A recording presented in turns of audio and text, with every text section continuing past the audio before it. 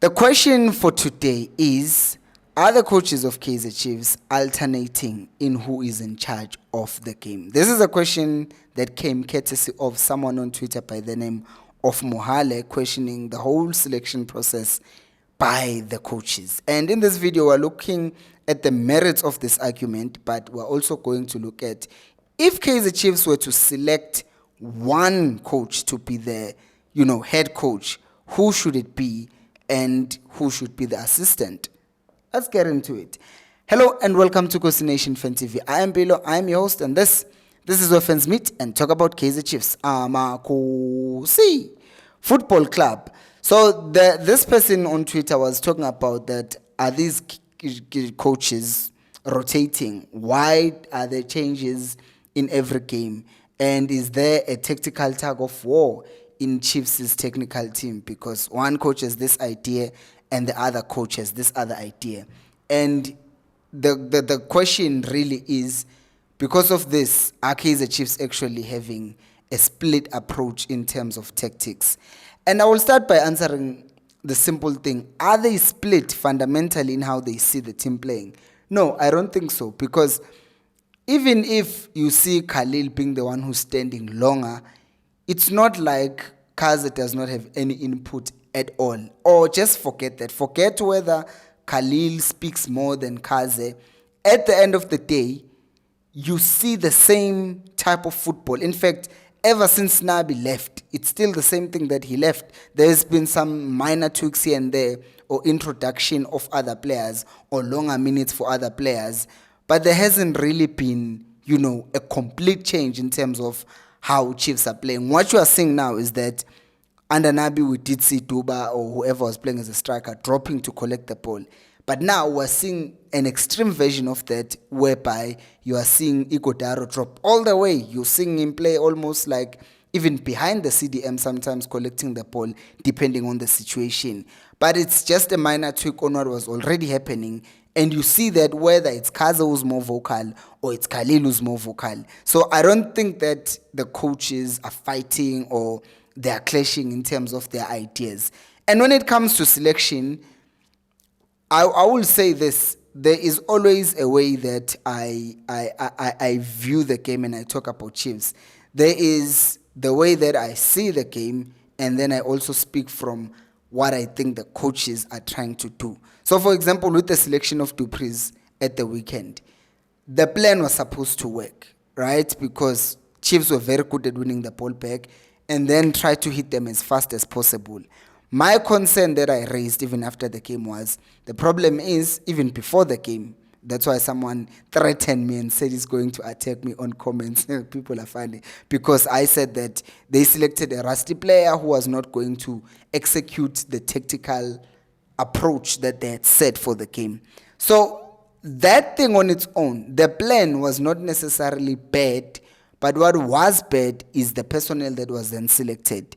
You can't play with Dupreez and Solomons at the same time, because both of them, are, with all due respect, they are not really as smart on the ball as you would expect in a player. Like, let's say you take off Dupreez, you put on Mfundo Villagas. That's different. Let's say you play Umonyan as a right back, you play Solomons as a right wing back, right?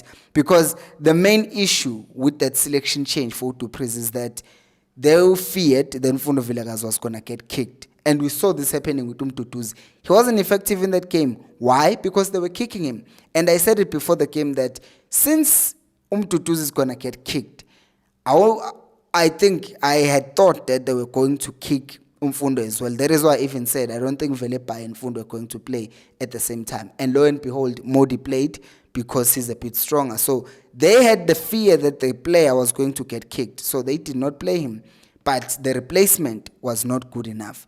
That was the issue. So it does not have to do with, it was Kaizer was more vocal. It was Khalil was more vocal. He was the only one who was standing throughout the game. So that's one thing. But now let's look at the other question, obviously.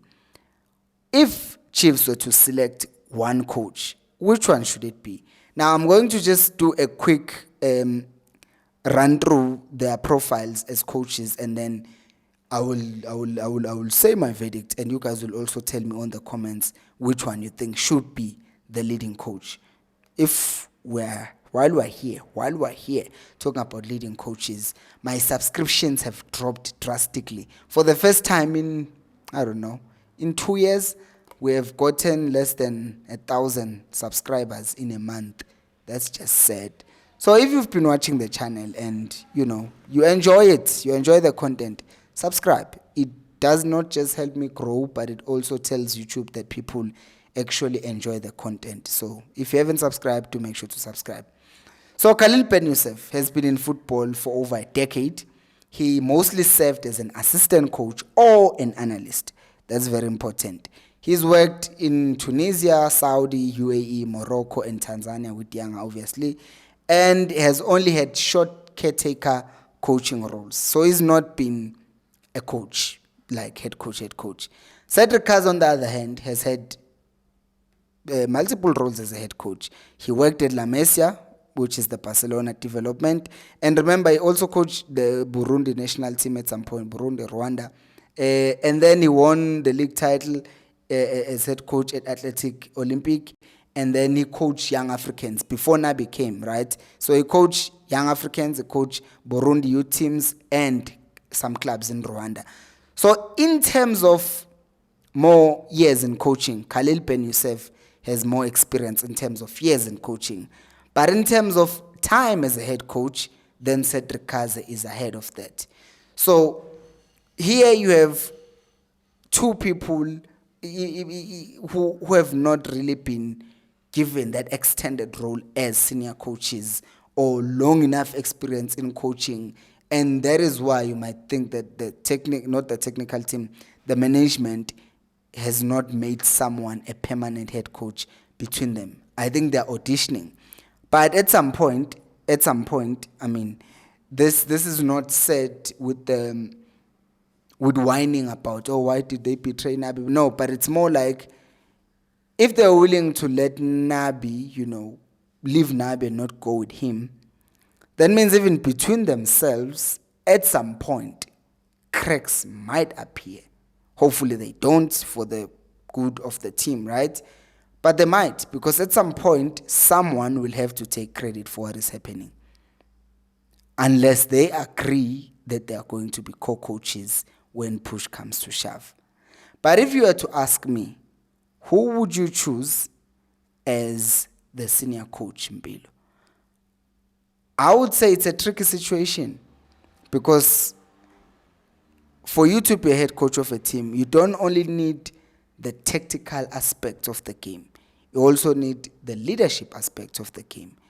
Now, Kaizer, when he came in, we saw that one of the things that he was given credit for is the revival of Mthetho and Khosi Ngcobo. Because when Kaizer arrived, one of the pictures we saw, it was him standing with Ngcobo Mthetho, which was great.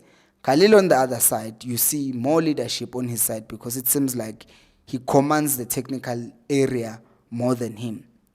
So as it stands, there really isn't, from my side, one that I look at and I think he's more of a coach than the other one.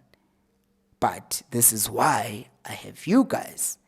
Why or which coach do you think should be chosen as the head coach if they were to choose one, right?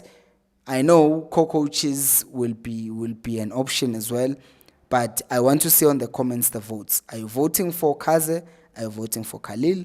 Are you voting for co-coaches? And this is not meant to divide the technical team. I just want to see how people view the situation. Do let me know down in the comment section below. Thank you so much for watching. And go watch this video. I made an analysis of how and why Chiefs lost against Al Masry. Thank you so much for watching. And until next time, remember, Khosi.